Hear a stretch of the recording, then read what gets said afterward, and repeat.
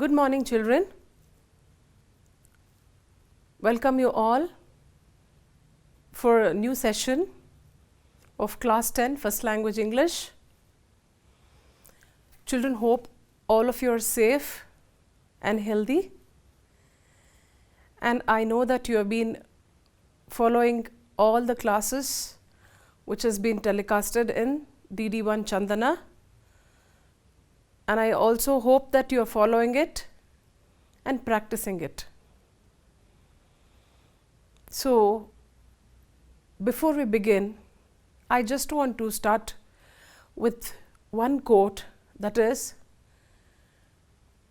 preparation goes before success. Even in the dictionary, it is the same. So, to be a successful person, you need to be prepared for everything. If you prepare well, you can perform well in your examination, which will lead to success. So, for everything, you need to plan, prepare to achieve any success in life. So, to begin with, today we will be starting a new prose, that is, Eyes Are Not Here by Ruskin Bond. Children, it's a beautiful prose written by Ruskin Bond. So, before we get into the prose, let us have some pre-reading activity. Children, generally we notice the physically challenged leading a normal life. Do the physically challenged accept their condition with resignation? You saw how challenging even physically handicapped or physically challenged people are. They have never given up. They take everything so sportively and they are excelling in sports. So, when we are perfectly okay in all aspects, what is stopping us from performing, children? Let us not be lazy. Let us accept the situation and press on. Only that will lead to zenith, a successful life. So, the prose is written by Ruskin Bond. Let's know about the author. Ruskin Bond is an Indian author of British descent. He was born on 19th May 1934 at Kasauli. He lives with his adopted family in Landore, Mussoorie, India. He is one of the finest storytellers in English in India. He has written several novels, short stories and books for children. The Indian Council for Child Education has recognized his role in the growth of children's literature in India. The Room on the Roof, written when he was only 17 years old, and won the John Lively Rice Memorial Prize in 1957. Many of his stories are based on Mussoorie at the foothills of Himalayas, where he lives. The movies and TV shows of Ruskin Bond are The Blue Umbrella, Sat Khoon Maaf, The Black Cat, Junoon, and so on. He was awarded Padma Shri and Padma Bhushan for his works. After knowing about the author, who is still living at the foothills of Mussoorie, now we will get into glossary. Children, can you see this word? Startled means surprised. Annie was startled to receive a gift from her mom. You will be surprised seeing something, right? So, startled means surprised. Hereafter, you will use this word also. Can you see this? Formidable, causing fear. Can you see this picture, children? Water in the house. The present water floods are formidable in everyone's life. It's causing fear. The present floods, the present situation is causing fear. Venture, to say or do something which involves risk. Abhishek ventured to climb the mountain to break a record. Gallant, brave.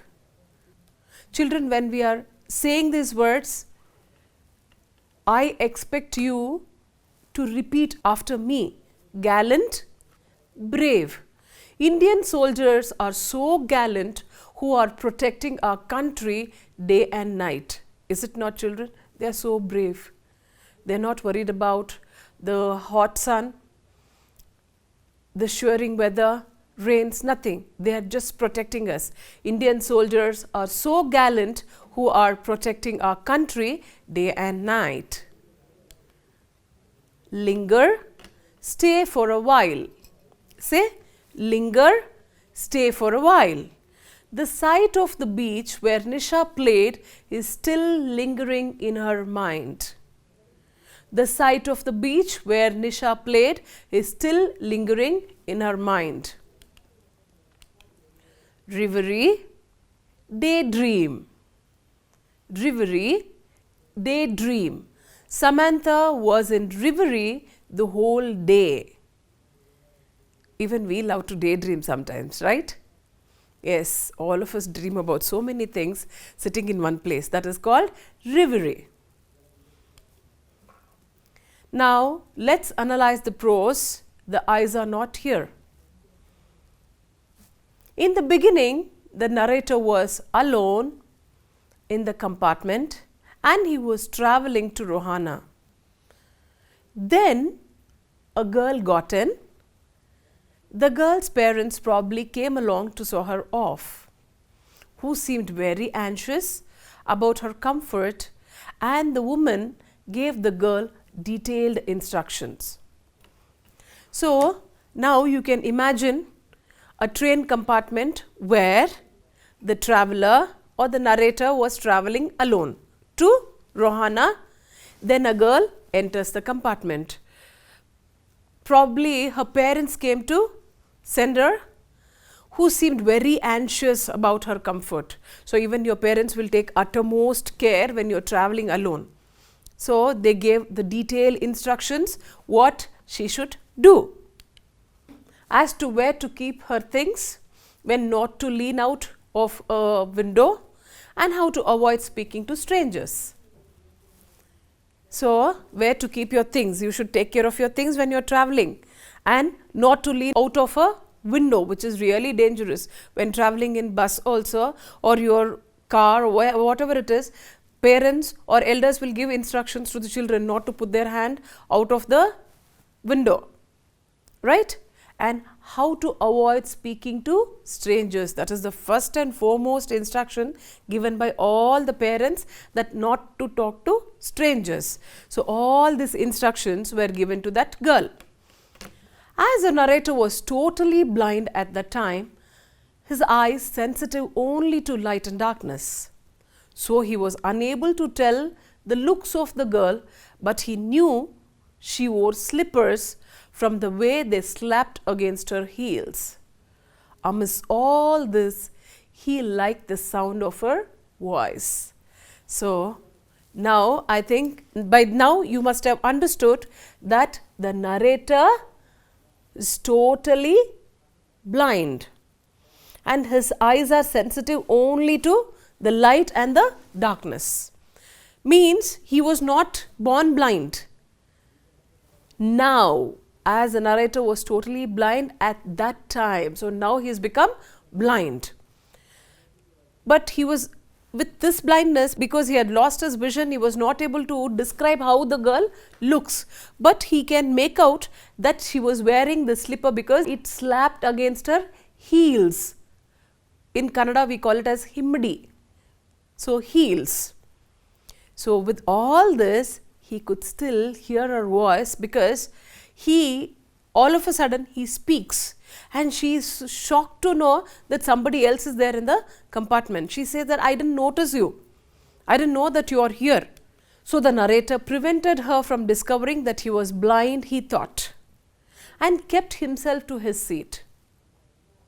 The girl said that she would be getting down at Saharanpur and her aunt would meet her there.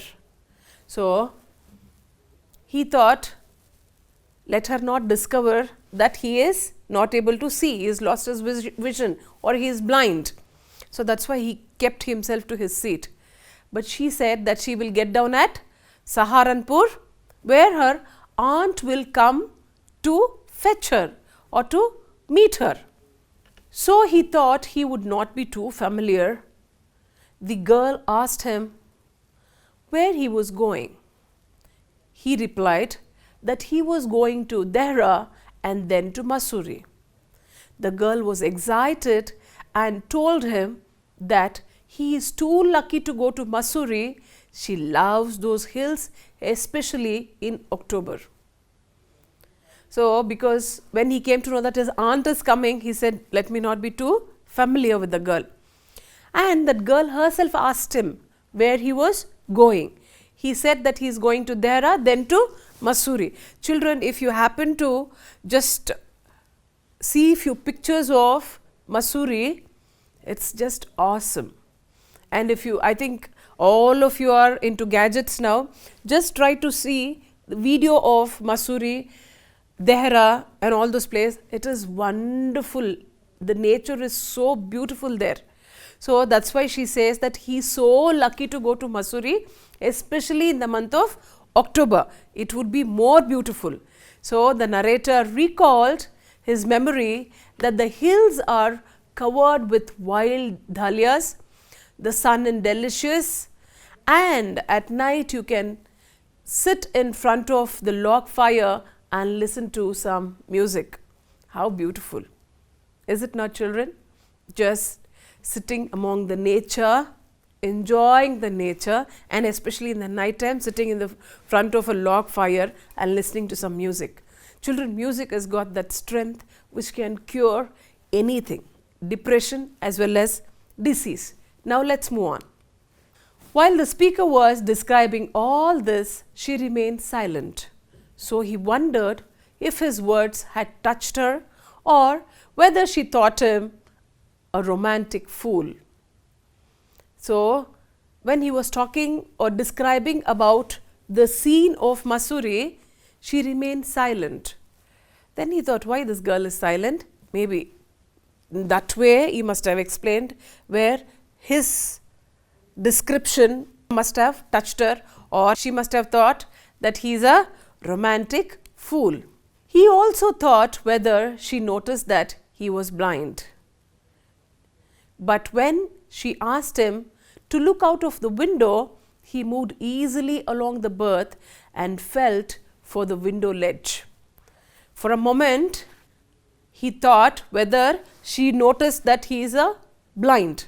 But no, she asked him, can you see out of the window? Then he was a bit ease. Then he moved to the window ledge. The windows was open, so he faced window, pretending of studying the landscape.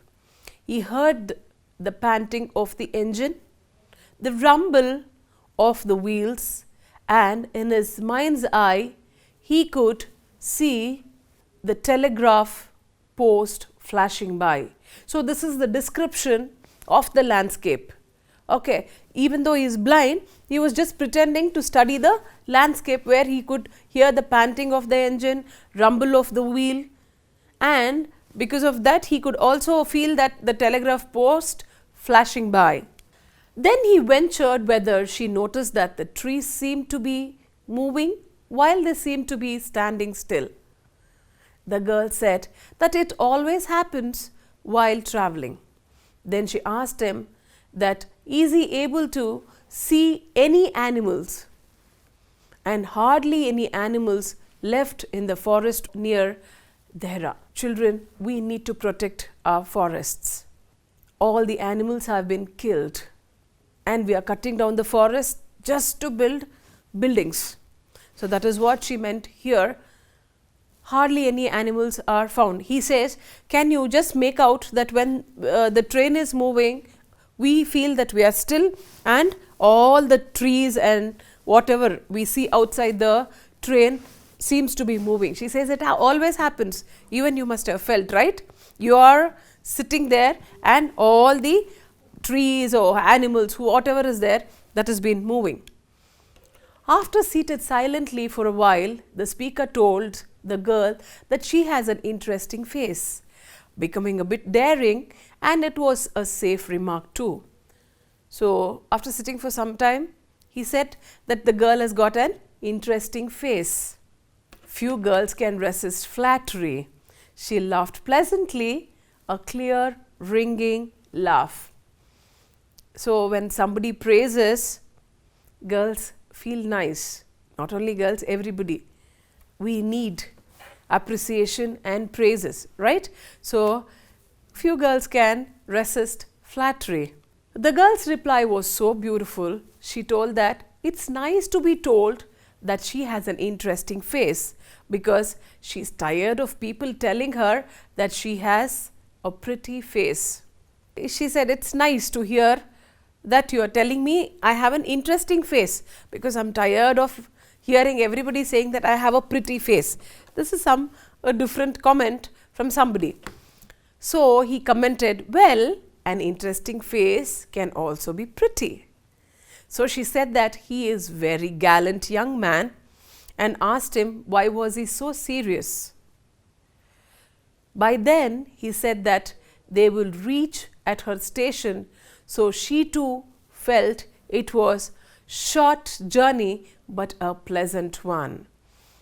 So, with all courage, the narrator said, an interesting face can also be pretty. So, she said that he is a very gallant young man. What is the meaning of gallant, children? We learnt in the beginning, gallant, brave. Good. So, she said that you are too brave, commenting on a girl. Anyway, by then they had reached where the girl was supposed to get down. She felt it's a very short journey but a pleasant one, because we tend to get bored if we sit for a long time in the train, right? Okay. But the speaker was ready to sit there for almost any length of time just to listen to her talking. Sometimes we enjoy few people's company. Is it not? So, even the speaker felt that he was ready to sit for any length of time just to listen to her talking. For the speaker, her voice had sparkle of a mountain stream. As soon as she left the train, she would forget the brief encounter, but it would stay with him for the rest of the journey and for some time after. So, for the speaker, her voice was a sparkle of the mountain stream. Stream, you know, no children? River, stream. So, sparkle of the mountain stream. And he thought she will just forget this brief encounter where she met a stranger and she spoke. But this will stay in his mind still further, because even sometime after, throughout his journey, even after some time after, okay, because he enjoyed her company.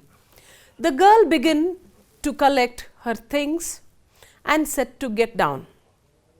The narrator wondered if she wore her hair in a bun, or it was plaited, or it hung loose over her shoulders, or if it was cut very short.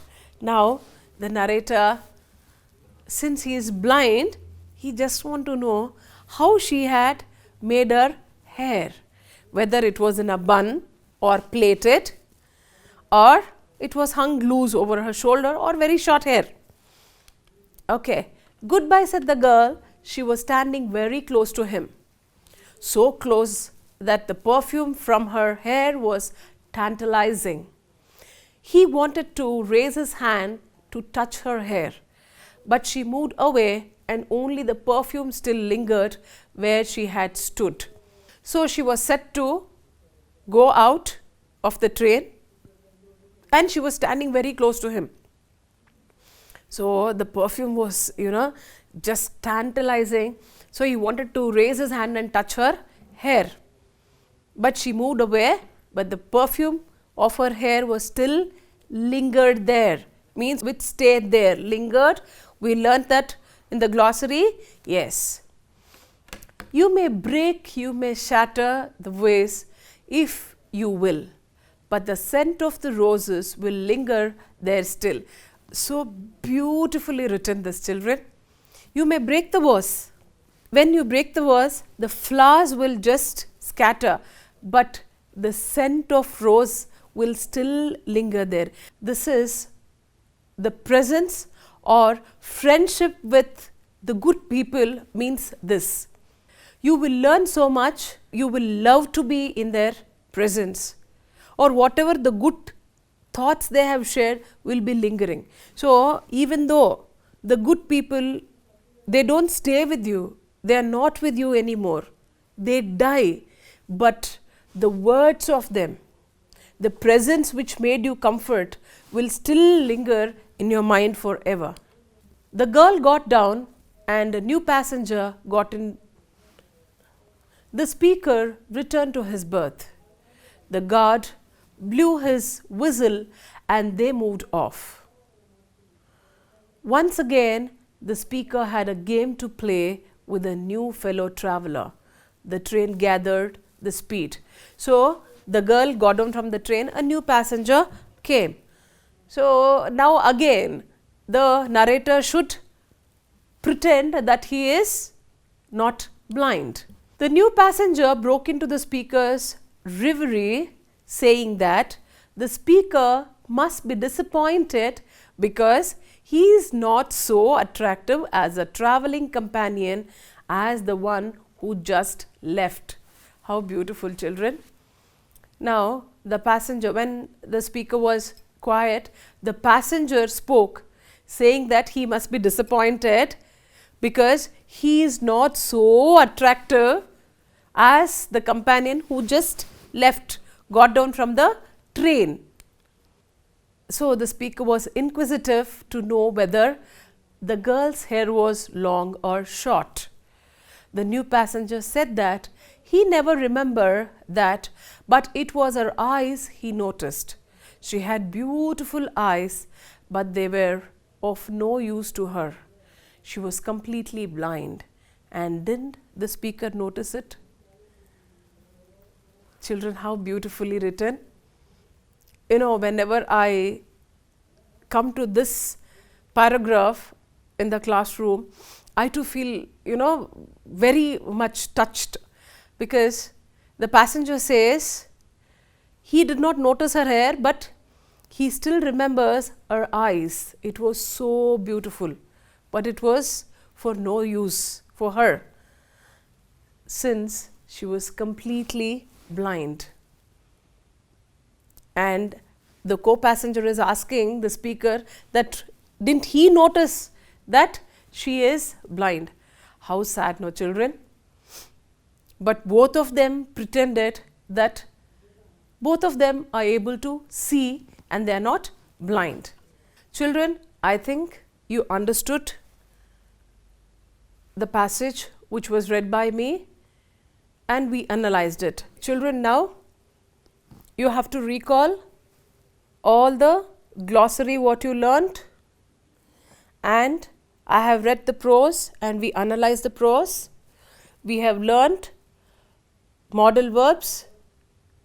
Now I will give you home assignment. Recall everything, write.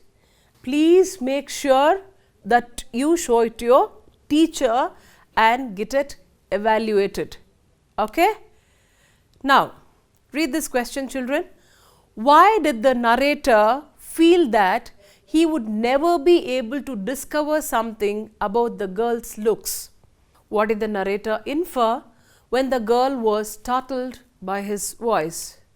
How could the narrator, being blind, describe Masuri? With what intention did the narrator remark that the girl had an interesting face? Read the following extract carefully and then answer the questions given below.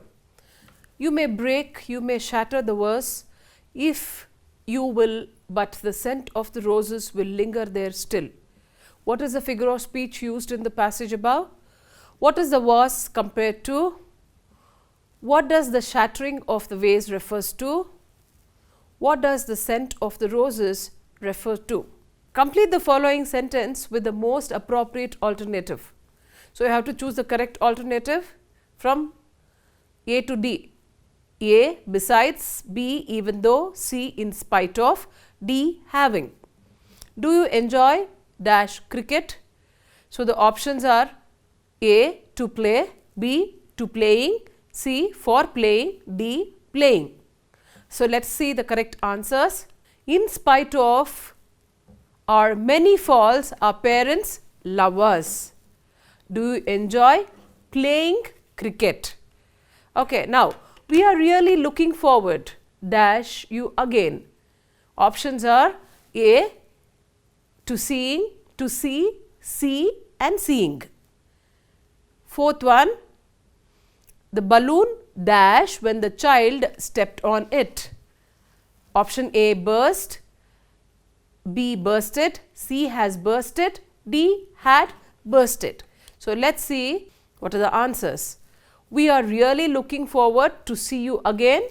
The balloon bursted when the child stepped on it. I think you understood everything, children. Still, there are so many fill in the blanks given in the textbook. Please go through and fill it up and show it to your teacher. Thank you so much for everything, children.